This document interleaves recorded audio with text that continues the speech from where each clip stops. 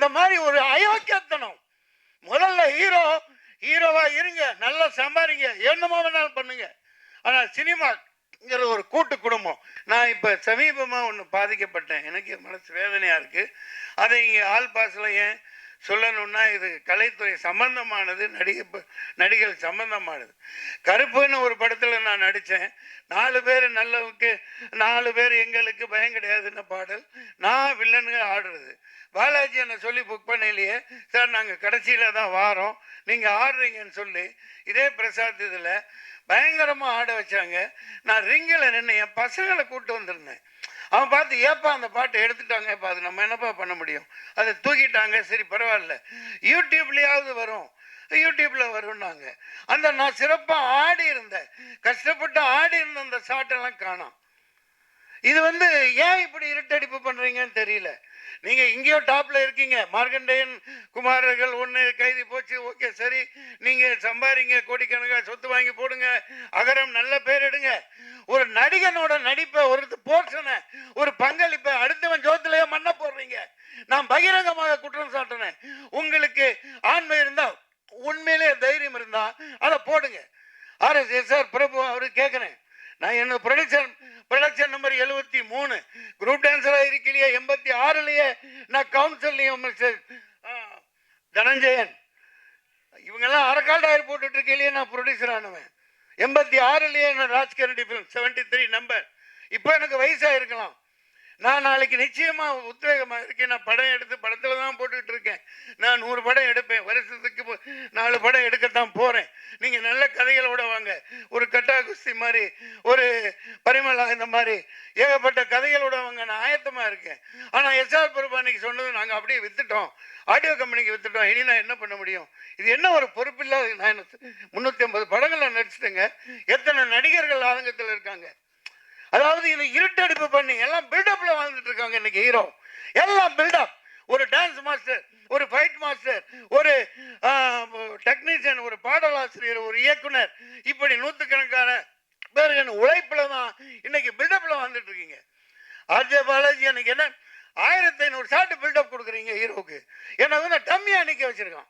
ஒரு இயக்குனர் 2-3 பேர்கிட்ட நான் சொல்லல, சார் இனிமேல் நீங்கள் சைன் பண்ணல, முக்கியமான சீன் எது நடிக்கிறீங்களோ அதை எடுக்கிறீங்கன்னா என்னை கேட்காம நீங்கள் எடுக்கக்கூடாதுன்னு அக்ரிமெண்ட்டில் போடுங்கன்னு சொன்னார். இதெல்லாம் எந்த அளவுக்கு சாத்தியம்? நான் நடித்து எத்தனையோ கேப்டன் 25,000 அடி தூக்கி போட்டிருக்காங்க. ஆனால் அவரோட கால் தூசுக்கு ஈடாக மாட்டாங்க. அதனால தான் படங்கள் நிற்கிது. மலையாள படங்கள் ஏன் நிற்கிது? இப்போ இவங்கெல்லாம் நிற்கிறாங்க, மலையாள படத்தை பாராட்டுறோம், தலையில் தூக்கி வச்சு கொண்டாடுறோம். எல்லா கேரக்டர்களையும் நீ என் கேரக்டர் ஒன்றும் கொடுக்க வேணாம், ஒரு வெங்காயம், நான் பிச்சை எடுக்கிறவன்லாம் கிடையாது.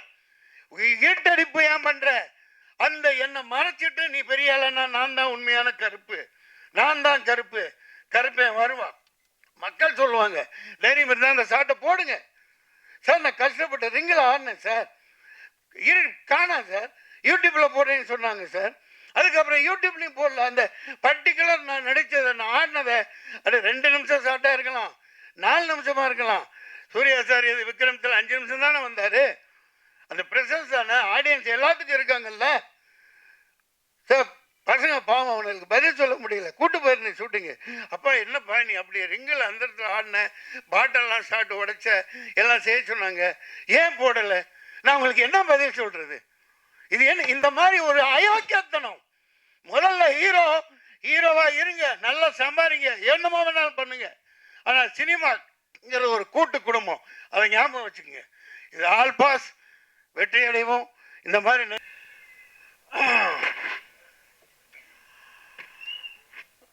மாண்புமிக்க டாக்டர் மனிதநேய மாந்தரசி இந்த படத்தின் ஃபைனான்ஸ் மினிஸ்டராக, ஃபைனான்ஸ் கண்ட்ரோலராக சிறந்த பட்ஜெட் போட்டு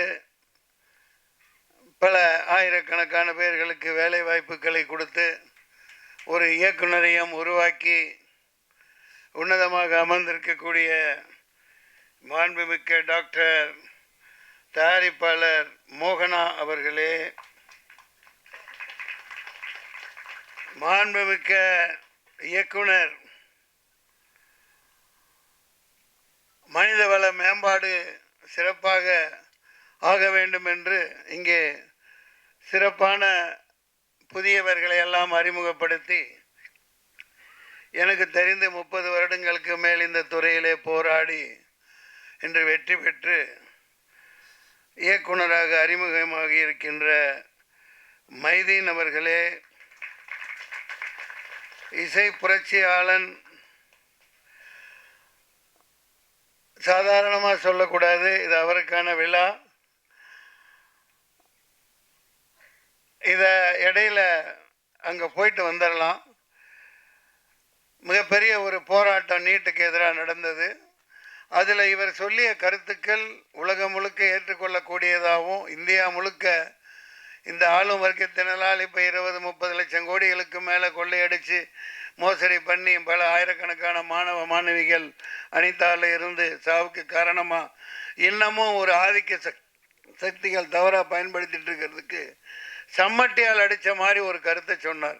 நீங்கள் ஆட்டோ டப் பண்ணி இங்கிலீஷில் போடுங்க அதை. அதாவது அவர் சொன்னது ரொம்ப ரொம்ப சிம்பிளான விஷயம். அவர் ஒரு உண்மையிலேயே நான் இசை புரட்சியாளர்னு சாதாரணமாக சொல்லலை. கண்கள் இரண்டால் பசங்க இப்படி பல வெற்றி பாடல்கள் கொடுத்துருக்கார். தைப்பொங்கல் அந்த பாடல்லையும் ஆடி வைக்கவும் செஞ்சீங்க இல்லையா?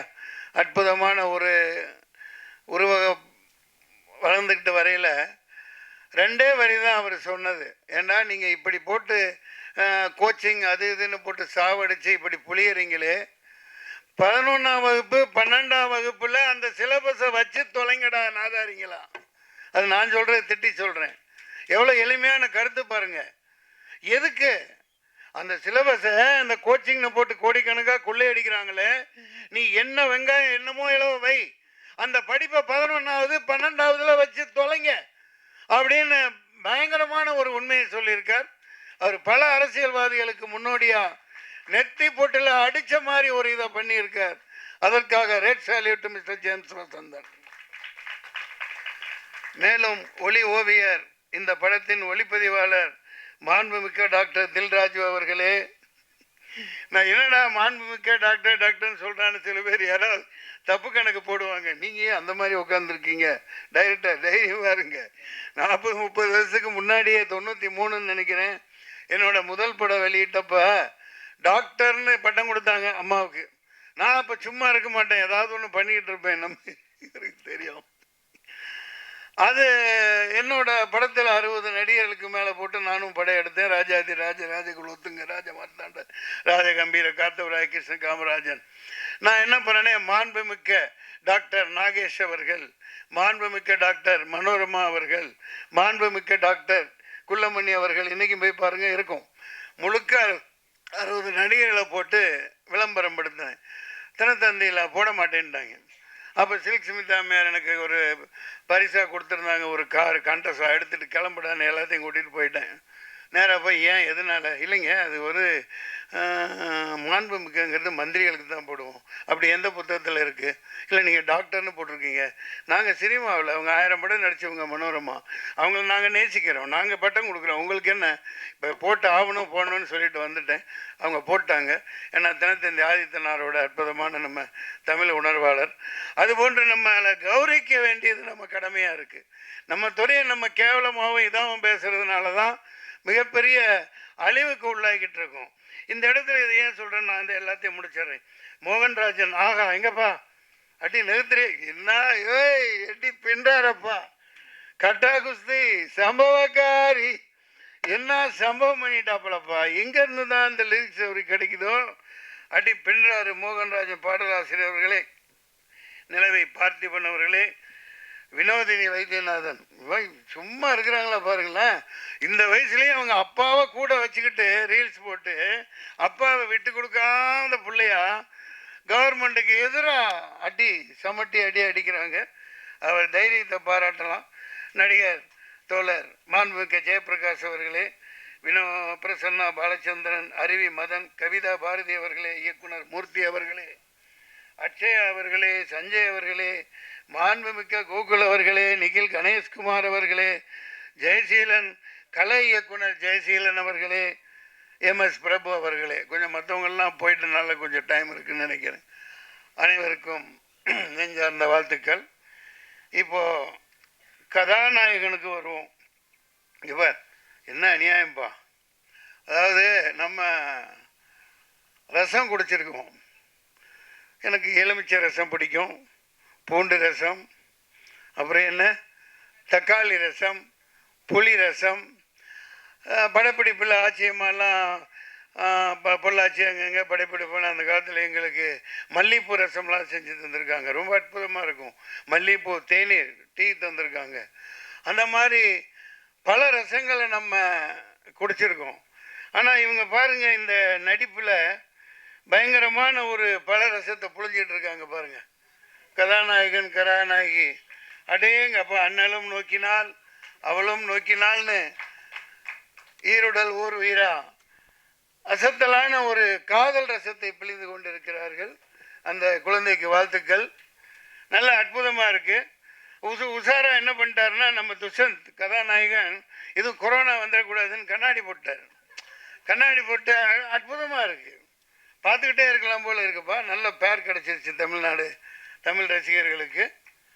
அப்படி ஒரு ஜனனி பெரிய அளவுக்கு வருவீங்க, அற்புதமாக இருக்குது. இங்கே நான் ஏன் இங்கே பாருங்கள், அதே நேரத்தில் இந்த பேப்பர்லாம் ஒரு விஷயத்தை நீங்கள் இன்னையிலேருந்து அது மாறணும். இந்த சின்ன சின்ன இடத்துல டெக்னீஷியன் பேரை போடுறாங்க, ஹீரோக்கள் பேரை பெருசாக போடுறாங்க. போட்டுக்குங்க, தப்பில்லை. ஆனால் இந்த இருட்டடிப்பு பண்ணாதீங்க. இப்போ தொழில்நுட்ப கலைஞர்கள் கொஞ்சம் பேர் நடிகர்களை இங்கே சொல்லிட்டோம். விளம்பரம் காப்பக்கம் வரும், பேர் பெருசாக இருக்கும். ஆனால் இந்த தொழில்நுட்ப கலைஞர்கள் கீழே கண்ணுக்கே தெரியாமல் இருக்கும். அது எவ்வளோ மனசு நோகும் பாருங்க. அது என்ன வீணாக போகுது? விளம்பர காசு கொடுக்கத்தானே செய்கிறீங்க. கொஞ்சம் இனிமேலாவது டிசைனர்ஸாக இருக்கட்டும், பேப்பரில் பப்ளிஷ் பண்ணுறவங்களா இருக்கட்டும், அப்பா அவெல்லாம் நல்லா பளிச்சுன்னு போட்டு வாப்பான்னு சொல்லுங்கள். ஏன்னா ஹீரோவே எல்லாம் பிரதானம் அல்ல, எல்லாமே அவங்களே அல்ல. இப்போ பாருங்கள், இதில் எத்தனை பேர் சின்ன எழுத்து, நான் எப்படியோ படிக்கிறேன் இந்த வெளிச்சத்தில். Director of photography Thilli Rajan, okay. Editing S Bhaskar, art Jayaseelan, Mohanrajan இங்கே வருது, அண்ணாதுரை, புவன், ஆர்எஸ் புவன் தான் பிஆர்ஓ. இது பேப்பர்களில் இனிமேலாவது இந்த திரைப்படத்து விளம்பரம் எது கொடுத்தாலும் அந்த தொழில்நுட்ப கலைஞர்களை பெரிய அளவுக்கு போடாட்டியும் படிக்கிற அளவுக்கு போடுங்க. பல பேர் கிளம்பி வருவான், அதில் ப்ரொடியூசர் வருவான். தொழில்நுட்ப கலைஞர்களை இருட்டடிப்பு செய்யாதீங்க. ஆல் பாஸ் அற்புதமான ஒரு டைட்டில். அதாவது எல்லாரும் ஜெயிச்சாச்சு. ஆமாம், ஒன் ஸ்டெப் என்டர்டைன்மெண்ட், ஒரு அடி வெற்றி நோக்கி இன்னைக்கு அதிக அடி வச்சு வந்துட்டீங்க. அதை மனதார பாராட்டுறேன். All pass. நான் அதே ஃப்ளாஷ்பேக்கு போனால் எல்லாம் ஆங்கிலத்திலேயே பேர் இருக்குது. இப்போ டிசி இருக்குது, இது இருக்குது. அப்போ அந்த காலத்தில் அதிகமாக இருந்தனால 93 தான் நான் போய் தூய தமிழில் தமிழ் படங்களுக்கு பேர் வைக்கணும் அப்படின்னு பெருஞ்சித்தனார் வந்தாங்க. ஊமை கவிஞர் சுரதா வந்திருந்தார், என்ன வாழ்த்தினார். அவங்க அந்த வள்ளுவர் கோட்டத்தில் அப்போலாம் ஆகுனா போராட்டத்தில் உட்காருவேன். அந்த வாரத்திலேயே டாக்டர் கலைஞர் அவர்கள் தூய தமிழில் வைக்கப்படுகிற பெயர்களுக்கு படங்களுக்கு இவ்வளவு மானியம் அப்படின்னு 5 லட்சம் 7 லட்சம் அனௌன்ஸ் பண்ணாங்க. அது எந்த அளவுக்கு மறுபடியும் அதை நம்ம இப்போ கொண்டு போக முடியும்னு தெரியாது. அந்த விட்டுட்டு நான் ஏன் இந்த அளவுக்கு நான் இப்போ சமீபமாக ஒன்று பாதிக்கப்பட்டேன், எனக்கு மனசு வேதனையாக இருக்குது. அதை இங்கே ஆல் பாஸில் ஏன் சொல்லணும்னா, இது கலைத்துறை சம்பந்தமானது, நடிகர் சம்பந்தமானது. கருப்புன்னு ஒரு படத்தில் நான் நடித்தேன். 4 பேர் நல்லவுக்கு 4 பேர் எங்களுக்கு பயம் கிடையாதுன்னு பாடல். நான் வில்லனுங்க ஆடுறது. பாலாஜி என்னை சொல்லி புக் பண்ணலையே சார், நாங்கள் கடைசியில் தான் வாரோம், நீங்கள் ஆடுறீங்கன்னு சொல்லி இதே பிரசாத் இதில் பயங்கரமாக ஆட வச்சாங்க. நான் ரிங்கில் நின்று என் பசங்களை கூப்பிட்டு வந்திருந்தேன். அவன் பார்த்து ஏப்பா அந்த பாட்டை எடுத்துட்டாங்க, இப்போ அது நம்ம என்னப்பா பண்ண முடியும், அதை தூக்கிட்டாங்க, சரி பரவாயில்ல யூடியூப்லேயாவது வரும், யூடியூப்பில் வரும்னாங்க. அந்த நான் சிறப்பாக ஆடி இருந்தேன், கஷ்டப்பட்டு ஆடி இருந்த அந்த ஷாட்டெல்லாம் காணோம். இது ஏன் இப்படி இருட்டடிப்பு பண்ணுறீங்கன்னு தெரியல. நீங்கள் இங்கேயோ டாப்பில் இருக்கீங்க, மார்க்கண்டேயன் குமாரர்கள் ஒன்று கைதி போச்சு, ஓகே சரி, நீங்கள் சம்பாதிங்க, கோடிக்கணக்காக சொத்து வாங்கி போடுங்க, அகரம் நல்ல பேர் எடுங்க. ஒரு நடிகனோட நடிப்பை, ஒரு போர்ஷனை, ஒரு பங்களிப்பை அடுத்தவன் ஜோத்திலேயே மண்ண போடுறீங்க. நான் பகிரங்கமாக குற்றம் சாட்டினேன். உங்களுக்கு ஆண்மை இருந்தால் உண்மையிலே தைரியம் இருந்தா அதை போடுங்க. ஆர்எஸ்எஸ்ஆர் பிரபு அவரு கேட்கிறேன், நான் என்ன ப்ரொடக்ஷன் நம்பர் 73 குரூப் டான்ஸராக இருக்கலையே, 86லயே நான் கவுன்சிலையும் தனஞ்சயன் இவங்கெல்லாம் அரக்கால் டயர் போட்டுட்டு இருக்கலையே நான் ப்ரொடியூசர் ஆனவன். 86லயே நான் ராஜ்கரண்டி ஃபிலிம் 73 நம்பர். இப்போ எனக்கு வயசாக இருக்கலாம், நான் நாளைக்கு நிச்சயமா உத்வேகமா இருக்கேன். நான் படம் எடுத்து படத்துல தான் போட்டுக்கிட்டு இருக்கேன். நான் 100 படம் எடுப்பேன், வருஷத்துக்கு 4 படம் எடுக்கத்தான் போறேன். நீங்க நல்ல கதைகளோட வாங்க, ஒரு கட்டா குஸ்தி மாதிரி, ஒரு பரிமளா, இந்த மாதிரி ஏகப்பட்ட கதைகளோட வாங்க, நான் ஆயத்தமா இருக்கேன். ஆனா எஸ்ஆர் பிரபு அன்னைக்கு சொன்னது நாங்க அப்படியே வித்துட்டோம், ஆடியோ கம்பெனிக்கு வித்துட்டோம், இனி நான் என்ன பண்ண முடியும்? இது என்ன ஒரு பொறுப்பில்லாத. நான் 350 படங்கள்ல நடிச்சிட்டேங்க. எத்தனை நடிகர்கள் ஆதங்கத்தில் இருக்காங்க. அதாவது இது இருட்டடிப்பு பண்ணி எல்லாம் பில்டப்ல வாழ்ந்துட்டு இருக்காங்க இன்னைக்கு ஹீரோ. எல்லாம் பில்டப். ஒரு டான்ஸ் மாஸ்டர், ஒரு ஃபைட் மாஸ்டர், ஒரு டெக்னீஷியன், ஒரு பாடலாசிரியர், ஒரு இயக்குனர், இப்படி நூற்றுக்கணக்கான பேர்கள் உழைப்புல தான் இன்னைக்கு பில்டப்ல வந்துட்டு இருக்கீங்க. ஆர்ஜே பாலாஜி அன்னைக்கு என்ன 1500 ஷாட் பில்டப் கொடுக்குறீங்க ஹீரோக்கு. ஏன்னா வந்து டம்மியா நிக்க வச்சிருக்கான். ஒரு இயக்குனர் 2-3 பேர்கிட்ட நான் சொல்லல, சார் இனிமேல் நீங்கள் சைன் பண்ணல, முக்கியமான சீன் எது நடிக்கிறீங்களோ அதை எடுக்கிறீங்கன்னா என்னை கேட்காம நீங்கள் எடுக்கக்கூடாதுன்னு அக்ரிமெண்ட்டில் போடுங்கன்னு சொன்னார். இதெல்லாம் எந்த அளவுக்கு சாத்தியம்? நான் நடித்து எத்தனையோ கேப்டன் 25,000 அடி தூக்கி போட்டிருக்காங்க. ஆனால் அவரோட கால் தூசுக்கு ஈடாக மாட்டாங்க. அதனால தான் படங்கள் நிற்கிது. மலையாள படங்கள் ஏன் நிற்கிது? இப்போ இவங்கெல்லாம் நிற்கிறாங்க, மலையாள படத்தை பாராட்டுறோம், தலையில் தூக்கி வச்சு கொண்டாடுறோம். எல்லா கேரக்டர்களையும் நீ என் கேரக்டர் ஒன்றும் கொடுக்க வேணாம், ஒரு வெங்காயம், நான் வந்துட்டு பிச்சை எடுக்கிறவன்லாம் கிடையாது. ஈட்டடிப்பு ஏன் பண்ற? அந்த என்னை மறைச்சிட்டு நீ பெரிய ஆளனா, நான் தான் உண்மையான கருப்பு, நான் தான் கருப்பு, கருப்பேன் வருவான். மக்கள் சொல்லுவாங்க, தைரியம் இருந்தால் அந்த சாட்டை போடுங்க சார். நான் கஷ்டப்பட்டு ரிங்கில் ஆடினேன் சார், காணா சார், யூடியூப்ல போடுறேன்னு சொன்னாங்க சார். அதுக்கப்புறம் யூடியூப்லையும் போடல. அந்த பர்டிகுலர் நான் நடித்ததை, நான் ஆடினதை, அது 2 நிமிஷம் ஷார்ட்டாக இருக்கலாம், 4 நிமிஷமா இருக்கலாம். சூர்யா சார் இது விக்ரமத்தில் 5 நிமிஷம் தானே வந்தார். அந்த ப்ரெசன்ஸ் தானே, ஆடியன்ஸ் எல்லாத்துக்கும் இருக்காங்கல்ல சார். பசங்க பாவம், அவனுக்கு பதில் சொல்ல முடியல. கூட்டு போயிருந்தேன் ஷூட்டிங்கு. அப்பா என்னப்பா நீ அப்படி ரிங்கில் அந்த இடத்துல ஆடின, பாட்டெல்லாம் ஷார்ட் உடைச்ச, எல்லாம் செய்ய சொன்னாங்க, ஏன் போடலை? நான் உங்களுக்கு என்ன பதில் சொல்றது? இது என்ன இந்த மாதிரி ஒரு அயோக்கியத்தனம்? முதல்ல ஹீரோவா இருங்க, நல்லா சம்பாதிங்க, என்னமோ வேணாலும் பண்ணுங்க. ஆனா சினிமாங்கிற ஒரு கூட்டு குடும்பம், அதை ஞாபகம் வச்சுக்கோங்க. இது ஆல் பாஸ், வெற்றி அடைவோம். இந்த மாதிரி நிறைய பேர் வரணும். சினிமாங்கிறது ஒரு தனிப்பட்ட கதாநாயகனுக்கு அல்ல, ஒரு ஜனநாயகம் வந்தான்னா 100 பேர் கூட்டு போனாங்க. மலேசியா செலவு பண்ணி கூட்டு போனான், அவன் ஜனநாயகன். இங்க நடக்கிற மதுரைக்கு கூட்டு போல. யாரோ என் இடத்துல நான் அடட்டி பரவாயில்ல, யாரோ ஒரு பொண்ணு அவர் கூட இருந்தது, அது ஆடுது, படத்தில் நடிக்கிறது, இவர் கோட்டு போட்டுக்கிட்டு ஆடுறாரு. அடே நீ நல்லா ஆடு, நல்லா ஆடு, ஆனா என்னை எதுக்கு போட்ட? ஏன் இப்படி இருட்டடிப்பு பண்ண? ஏன் பயம்?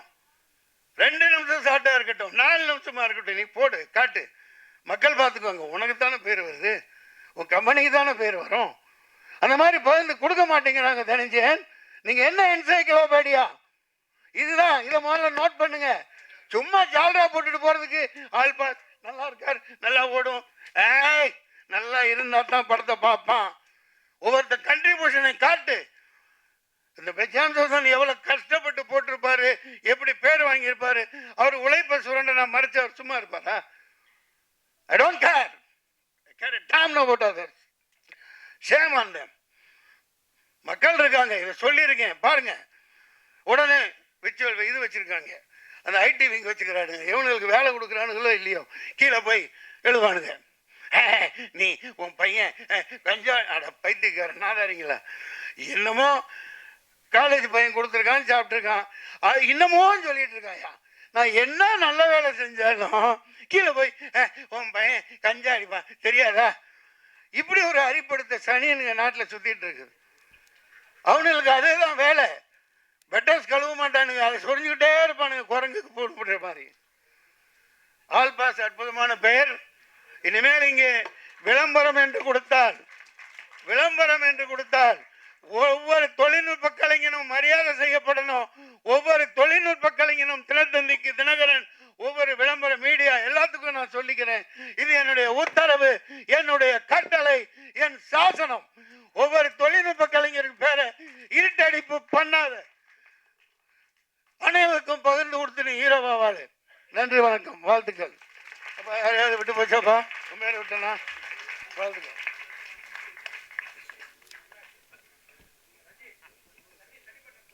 மிக்க நன்றி சார். அடுத்ததாக படக்குழுவினரை வாழ்த்துவதற்காக தயாரிப்பாளர் தமிழ் திரைப்பட தயாரிப்பாளர்கள் சங்கத்தின்